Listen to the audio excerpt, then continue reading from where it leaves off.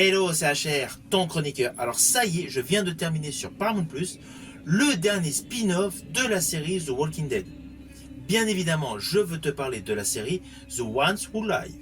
Cette série met en vedette le tandem que nous aimons tous à travers cette série, Rick et Michonne. Cette série est extrêmement captivante, forcément, étant fan de l'univers The Walking Dead, je suis obligé de t'en parler. Mais avant cela, n'oublie pas, si tu n'es pas abonné, pense à le faire, pense surtout à la petite cloche pour les notifs. Let's go!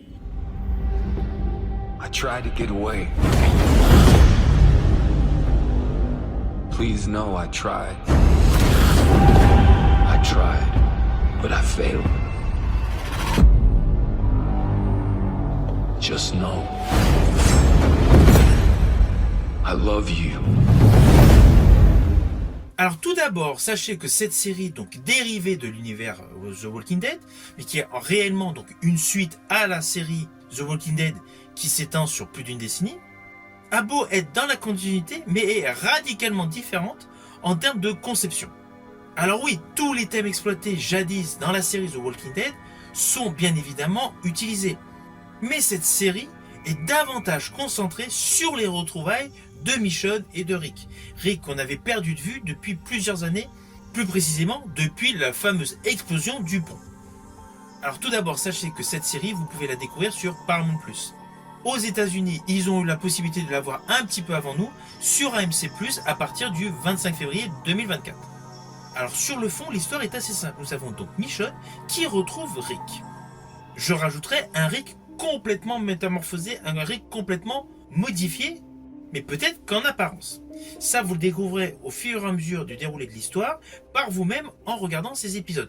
Ne vous inquiétez pas, vous me connaissez, je ne veux pas du tout vous spoiler sur l'histoire. Alors la grosse nouveauté de cette histoire, c'est que nous découvrons donc une société donc très développée, qui a de la nourriture, qui a de l'armement, qui a des hélicoptères. D'ailleurs, rappelez-vous, jadis, dans différents épisodes de la série The Walking Dead, nous avions donc des impressions que des hélicoptères survolaient les territoires. Là, bien évidemment, assez rapidement, vous allez vous apercevoir dès le premier épisode que ces hélicoptères sont bel et bien réels. Et il y a bien donc une société beaucoup plus développée, beaucoup plus organisée que les différentes factions que nous avons pu découvrir dans la série The Walking Dead et pareillement pour la série The Fear the Walking Dead.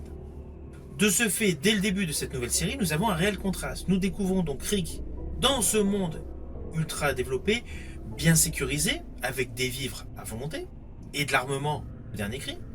Et parallèlement, nous découvrons donc Michonne qui rencontre une nouvelle communauté en faisant son chemin pour retrouver Rick.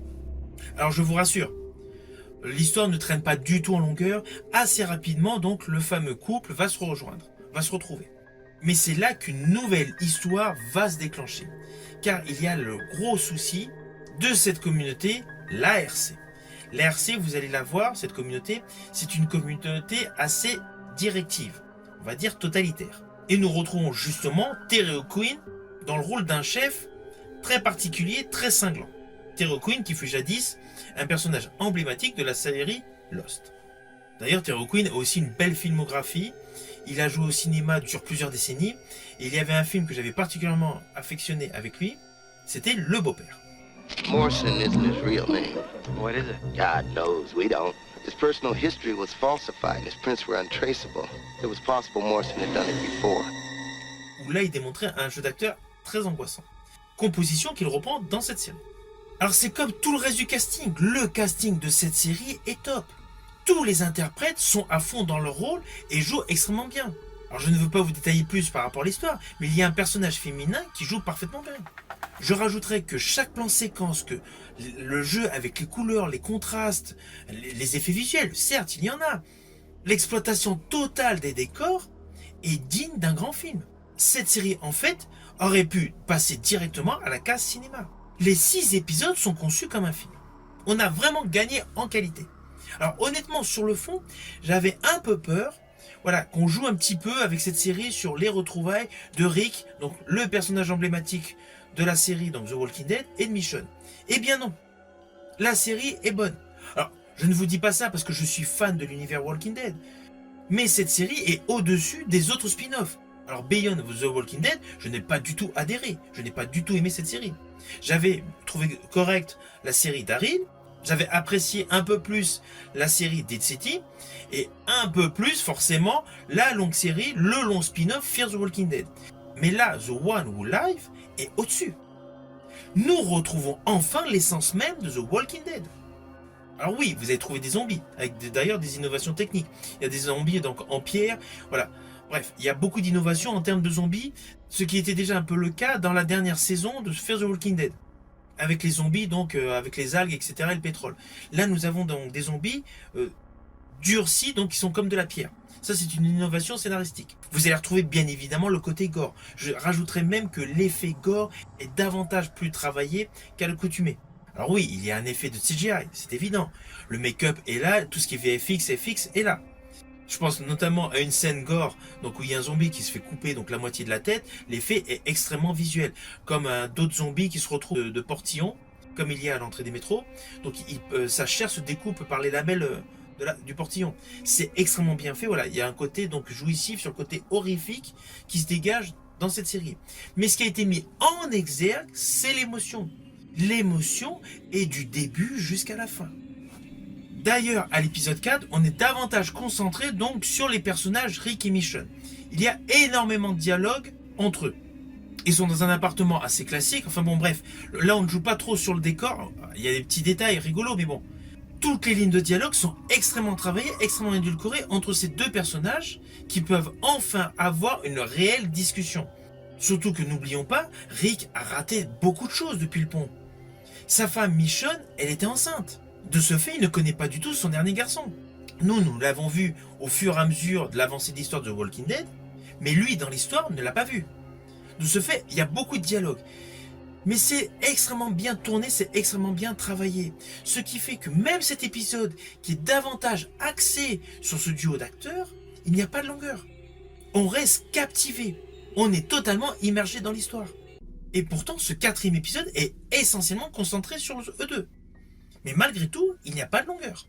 On est vraiment dans l'histoire et en fait, on veut comprendre. On veut comprendre le pourquoi du comment. Et ça, du coup, dans cette série, c'est la grosse innovation pour cette suite de The Walking Dead. Honnêtement, cette série retrouve l'essence même de The Walking Dead. Je rajouterai que les personnages de Rick et Michonne sont au top de leur forme et de ce fait, cela confère à cette série un petit chef-d'œuvre de l'univers The Walking Dead. Alors vous allez me dire que je vais peut-être un peu trop loin en disant chef-d'œuvre, mais honnêtement, oui.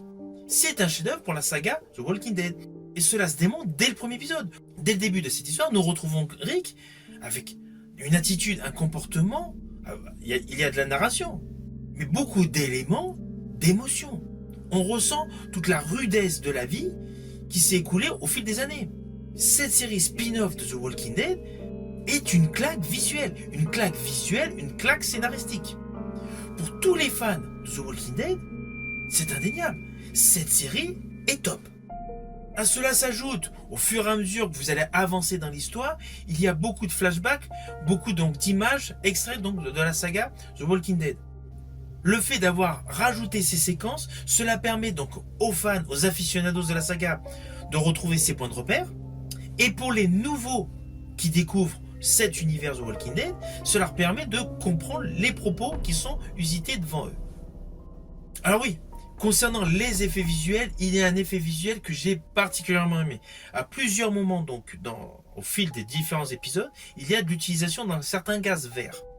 Notamment lors d'une séquence dans la saga où on découvre des containers jaunes. J'ai particulièrement aimé le fait de ce contraste, de ce gaz vert qui se répand au milieu de ce container jaune et au-dessus un beau ciel bleu.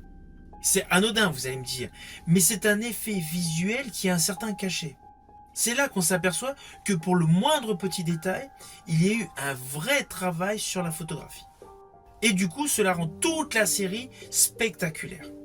Sur le plan visuel, elle est spectaculaire. Please know I tried. I tried, but I failed. Just know I love you. Alors évidemment, vous vous doutez, je vous invite cordialement à découvrir cette série sur Paramount+. Le seul petit hic de cette série, je dirais, c'est qu'il n'y a que 6 épisodes. Mais au vu de ce qui se déroule au final, peut-être qu'il y aura une suite.